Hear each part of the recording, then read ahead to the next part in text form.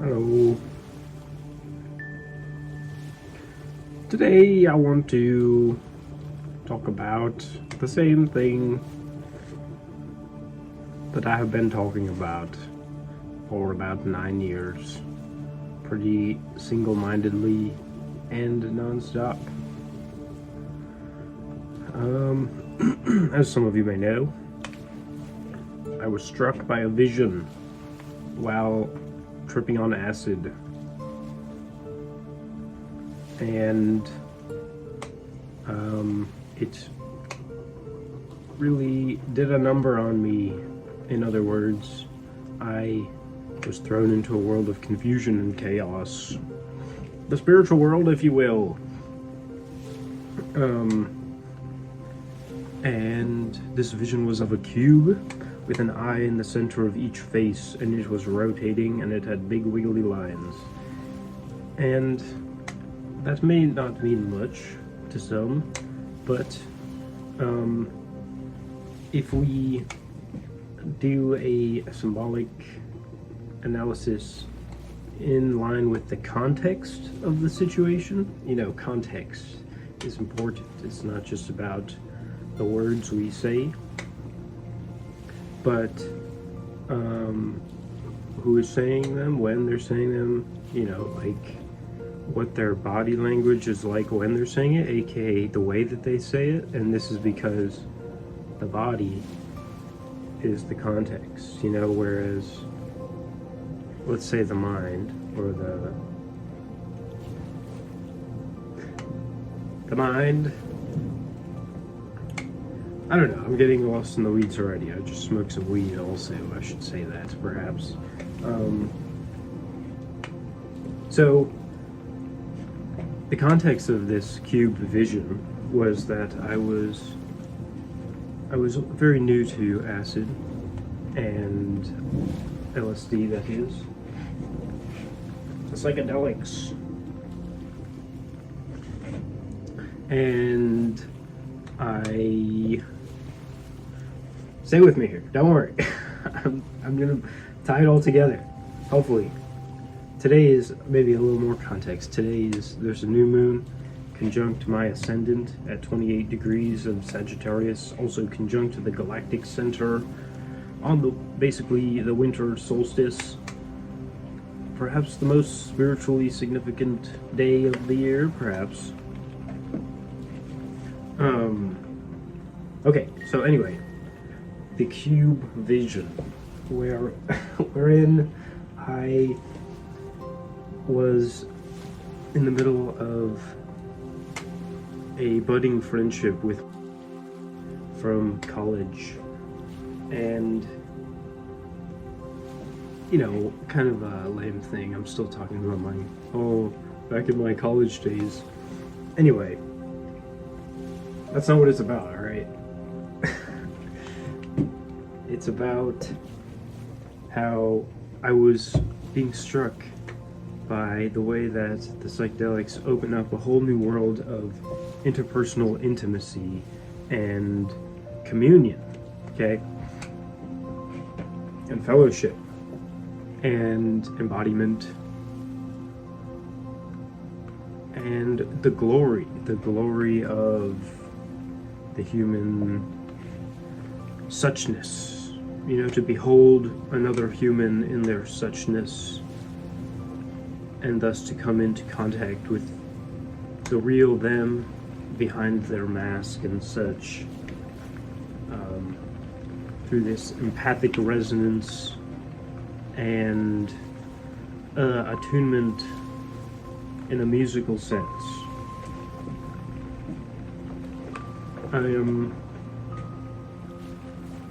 Yes.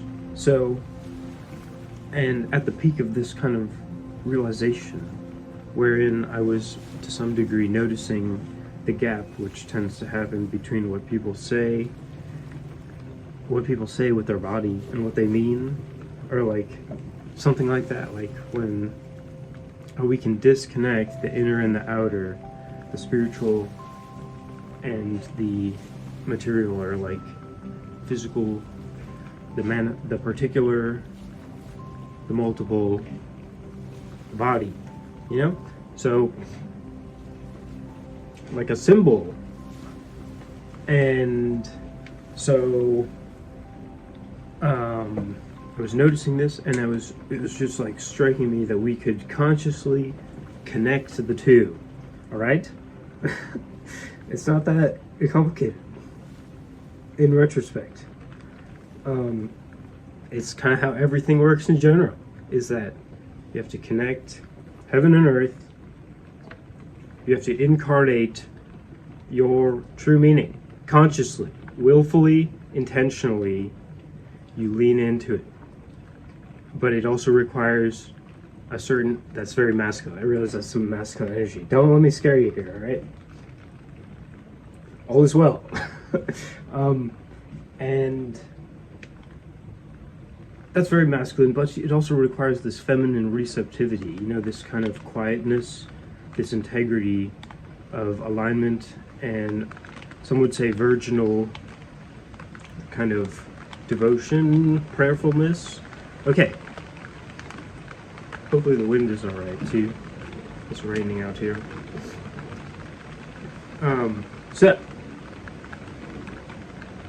I was being struck by that, and as it kind of peaked with like being present with my friend in like a way that was like more than he was being present with me, I was kind of like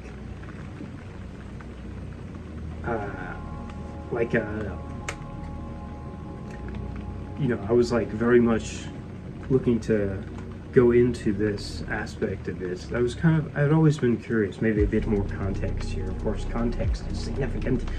I was always kind of leaning in to,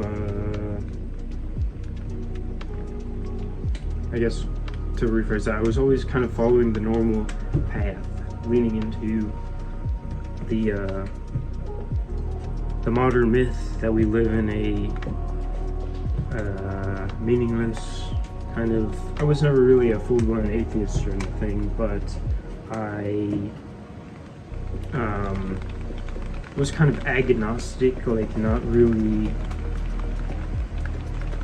you know, I was convinced with the whole scientific dismissal of religion and such, but suddenly my eyes were opened, and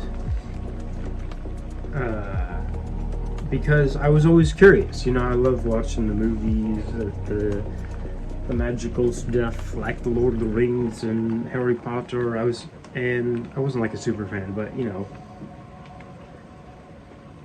I was into it and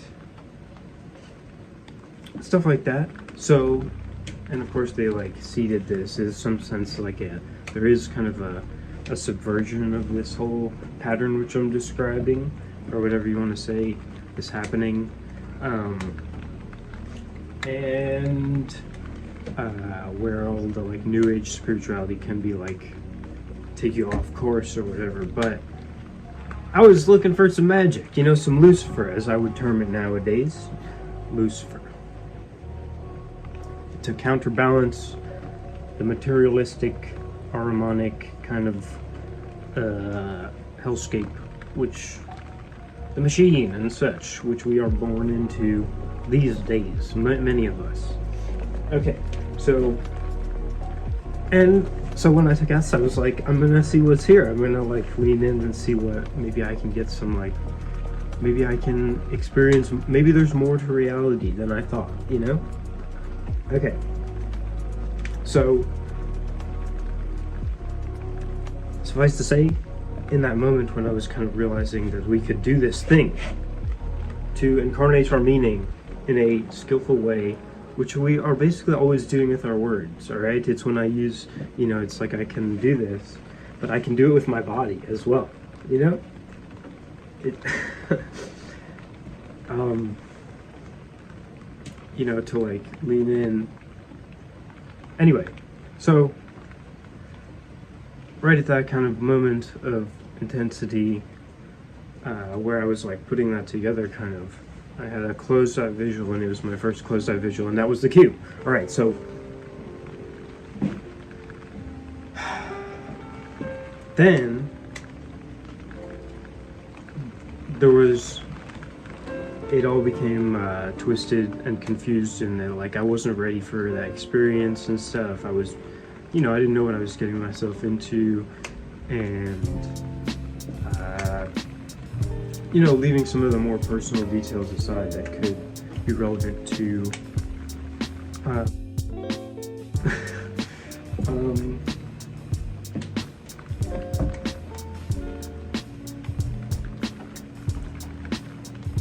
it took me a long time to put the pieces back together and rebuild to integrate this experience, I'm so sorry, I'm like looking at myself. It's interesting,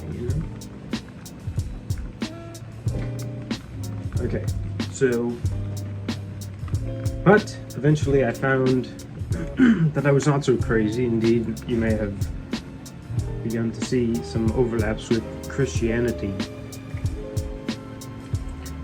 And that was unexpected. I was like, oh my gosh, Jesus? I'm gonna be talking about Jesus? What? So here we are, talking about Jesus. And glory be to God. Thanks be to God for that.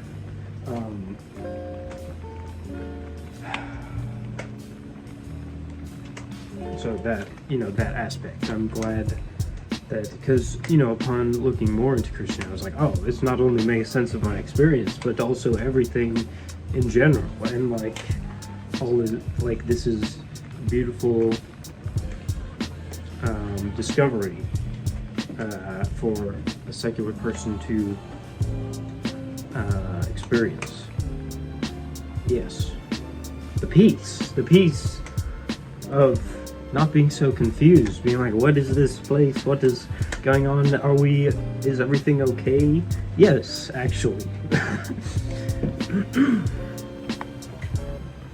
Death is overcome, and not in like death will still exist, it will go on, but like it's lost its sting. We know that it is not the end or nothing to be feared. It is perpetual. We are always dying. We must let our ideas and our bad habits and our whatever die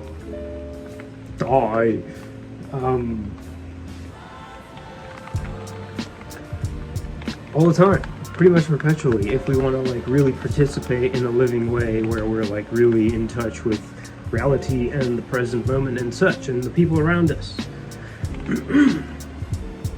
Okay, so anyway, another thing, there's a couple things, that really struck me with this apocalyptic significance. Like, it was like, it's kind of a canned phrase, as you may be able to tell, but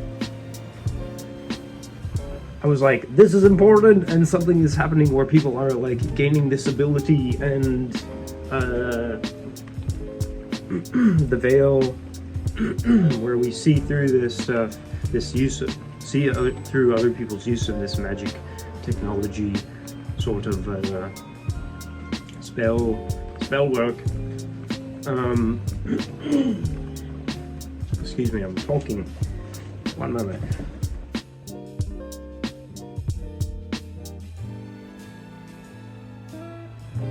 Okay. So that was significant. And then there is Galahad Eridanus, and the overlaps with his work and my experiences, which helped me to understand what the cube means and like why it's relevant. Okay, I need water. I'm gonna pause this. Alright, I had some water. The other thing is Steiner's eurythmy. Steiner talked about eurythmy. It's the same exact thing. Pretty neat. Shout out Steiner and Galahad and Formscapes and Jonathan Peugeot for helping me recover my sanity. Thank you. Happy holidays.